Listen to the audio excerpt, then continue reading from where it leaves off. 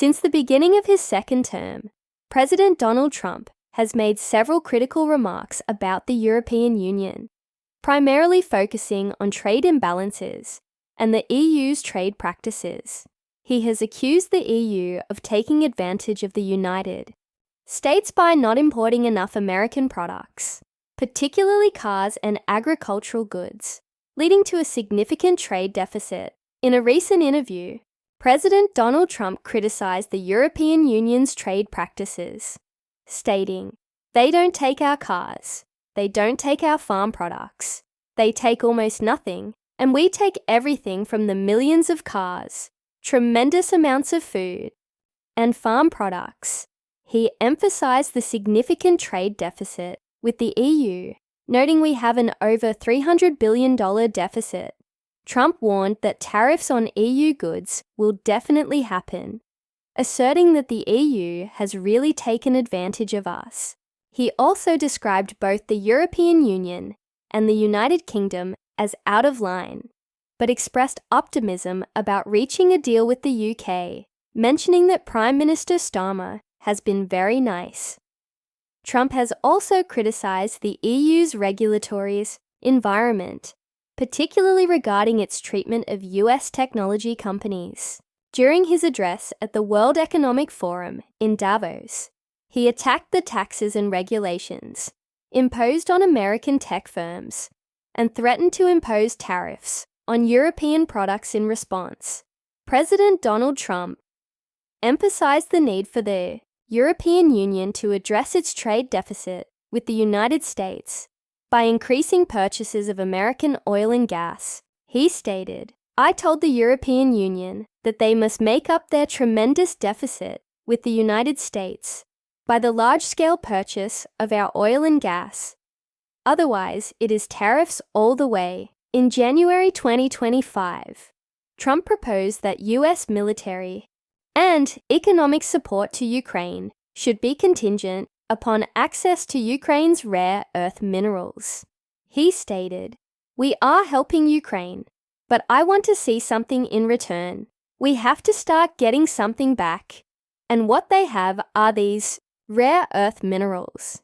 Beyond Trump, Scott Bessent, the Treasury Secretary, suggested the introduction of universal tariffs on US imports, beginning at 2.5% and escalating by the same rate each month, potentially reaching as high as 20%. This approach is intended to give businesses and nations adequate time to adapt and negotiate improved trade agreements. Nevertheless, President Trump has expressed a desire for more considerable tariffs. He revealed intentions to levy tariffs on imported computer chips, semiconductors, and pharmaceuticals shortly, criticizing existing subsidies and proposing that higher tariffs would deter imports and enhance domestic manufacturing. These suggested tariffs are anticipated to be much steeper than the initial 2.5%.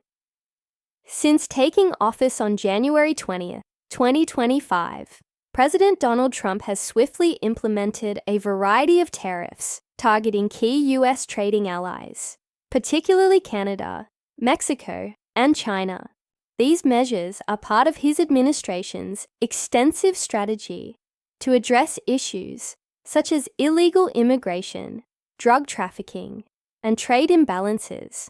Thus far, the Trump administration has imposed tariffs on multiple countries, primarily their allies. On his inauguration day, President Trump declared a 25% tariff on all imports from Canada and Mexico. However, upon some measures taken from Canada and Mexico, Trump paused the imposing of tariffs for 30 days. Expanding his trade policy further, President Trump has cautioned the European Union that it might face tariffs if it does not increase its purchases of American oil and gas. He asserted that the EU needs to significantly reduce its trade deficit with the US by boosting energy purchases. Otherwise, tariffs on European imports will be enforced. Trump's position extends beyond tariffs. He has also shown interest in purchasing Greenland and has not dismissed the possibility of using military force to achieve this. In reaction to US President Donald Trump's renewed interest in acquiring Greenland, Denmark has undertaken several actions to reinforce its sovereignty over the territory and strengthen alliances within Europe. Danish Prime Minister Mette Frederiksen has been actively engaging with European leaders to gather support against US pressures. She highlighted the necessity of European unity when facing external threats, stating, "We must stand together in Europe." Frederiksen held discussions with German Chancellor Olaf Scholz and French President Emmanuel Macron, focusing on enhancing European cooperation and security. Chancellor Scholz emphasized that borders should not be altered by force, implicitly addressing the US stance on Greenland. To enhance its defense capabilities in the Arctic region, Denmark has announced a substantial investment of approximately $2.1 billion. This funding is designated for building 3 new Arctic naval vessels, acquiring surveillance drones, and improving satellite monitoring systems. These initiatives aim to bolster Denmark's military presence in Greenland and affirm its commitment to the territory's security. Unite European allies to secure its control over Greenland. Prime Minister Frederiksen is holding talks with key European leaders, aiming to consolidate Europe's stance against Trump's threats at an upcoming Brussels Security Summit. Discussions include the potential deployment of European troops in Greenland, although Denmark has not formally requested this yet. In response to these threats, Denmark has announced new military investments to strengthen its defense in Greenland, a region gaining strategic importance due to climate change-induced navigability and resource availability. Greenland's Prime Minister has reiterated that while the island is open to increased cooperation with the United States, its residents do not wish to become Americans. He emphasized Greenland's desire for self-determination and independence, stating that the territory belongs to its own people. European Council President Antonio Costa reaffirmed the EU's full support for Denmark, highlighting that preserving Denmark's territorial integrity is essential for all member states. He stated, "Preserving the territorial integrity in the Kingdom of Denmark, its sovereignty, and inviolability of its borders, is essential for all member states." In light of Trump's interest, discussions have emerged within the EU regarding the defense of Greenland. Austrian General Robert Braiger suggested that EU troops could be deployed to ensure regional stability, though Denmark has not formally requested such deployment. Additionally, NATO Secretary General Mark Rutte proposed that NATO could secure the Arctic territory by potentially stationing alliance troops there. He emphasized the importance of collective action among Arctic allies to ensure security in the High North. Greenland's leadership has firmly rejected the notion of being part of the United States. Greenlandic Prime Minister Mute Borup AJ stated, "We are Greenlanders. We don't want to be Americans. We don't want to be Danish either. Greenland's future will be decided by Greenland." Other European leaders have also voiced their support for Denmark. French Foreign Minister Jean Barrot warned against threatening the EU's borders, and German Chancellor Olaf Scholz expressed unease regarding recent statements from the US. The EU and NATO have agreed to refrain from publicly responding to Trump's threats following Denmark's request for a discreet approach, aiming to prevent escalation. As a major trading partner, the EU is already facing escalating tensions with the United States, following multiple energy crises triggered by Ukraine halting Russian energy transit, Qatar stopping gas exports to Europe, and Iran ceasing supplies due to unexplained technical issues. The EU is dealing with an increasingly unstable energy situation. These issues were worsened by a new wave of US sanctions on Russian oil and gas, leading to a spike in global energy prices.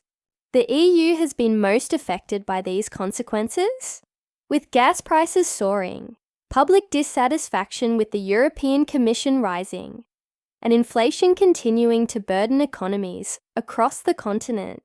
Adding to the pressure, Trump has announced intentions to impose additional tariffs on European products, further endangering the already delicate EU-US relationship.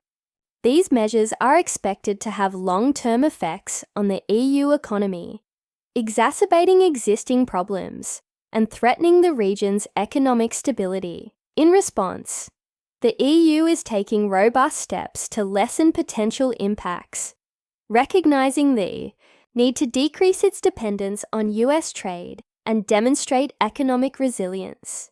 The bloc has accelerated efforts to diversify its global trade partnerships. A key part of this strategy is the recently signed free trade agreement with Mexico, a US neighbor. This agreement not only strengthens the EU's position in North America, but also signals its ability to form significant alliances outside of US influence.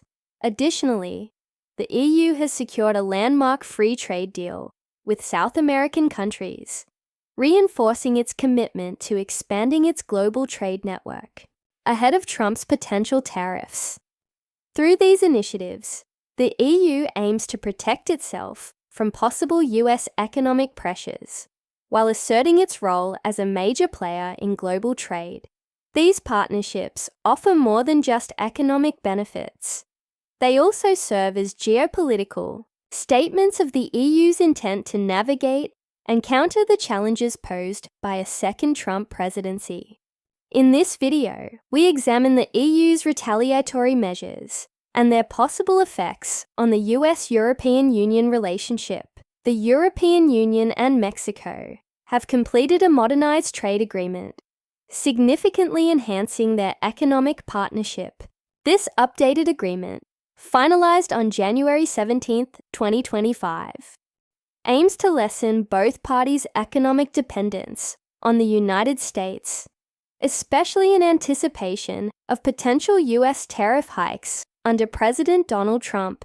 Key aspects of the EU-Mexico trade agreement include tariff removal, which eliminates high tariffs on various EU exports to Mexico, including agricultural products such as cheese, poultry, pork, pasta, and apples, jams, chocolate, and wine. This is expected to greatly increase EU agri-food exports. Market access is another crucial element, as EU businesses will obtain better access to Mexican government contracts, investments, and service sectors, including financial services and telecommunications.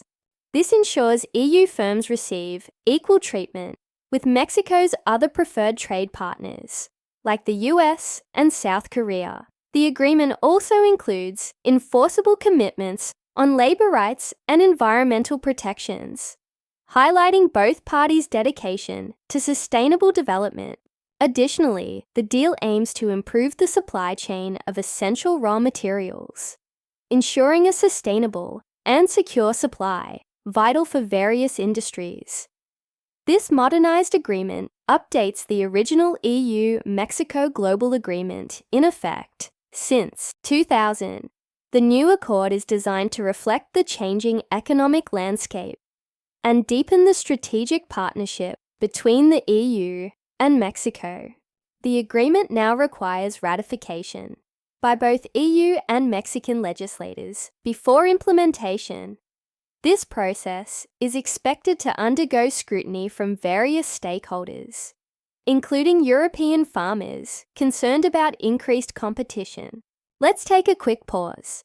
If you've enjoyed the video so far, could we ask a small favor? Hitting the like button helps us reach a broader audience, and sharing your thoughts or feedback in the comments makes an even bigger impact. Thank you for watching, And now let's dive back. In the European Union and the Mercosur bloc, comprising Argentina, Brazil, Paraguay, and Uruguay, have finalized an extensive trade agreement after 25 years of negotiations. This agreement aims to create one of the world's largest free trade zones, covering over 700 million people and nearly 25% of global GDP. Key elements of the EU-Mercosur trade agreement include tariff reductions, which plan to remove tariffs on over 90% of goods traded between the EU and Mercosur countries, potentially saving EU companies around 4 billion EUR annually in export duties. Market access is also a significant aspect, as EU industries, including automobiles and chemicals, will gain improved access to Mercosur markets, while South American agricultural products like beef and poultry will receive increased entry into the EU, subject to specific quotas. Both parties have agreed to uphold the Paris Climate Agreement and implement measures to prevent deforestation by 2030. The deal includes dispute resolution mechanisms to enforce these commitments. Despite potential economic benefits, the agreement faces resistance within the EU, especially from farmers and environmental groups. Critics argue that the influx of South American agricultural products could undermine European farmers and raise environmental standard concerns. French President Emmanuel Macron has expressed strong reservations, seeking additional safeguards and sustainable commitments for the agreement to take effect. It must be ratified by all 27 EU member states and approved by the European Parliament. Given the existing opposition, particularly from countries with significant agricultural sectors, the ratification process may encounter obstacles and could take several years. The EU-US relationship over the years. After World War II, the United States' involvement with Europe laid the foundation for its relationship with what would later become the European Union.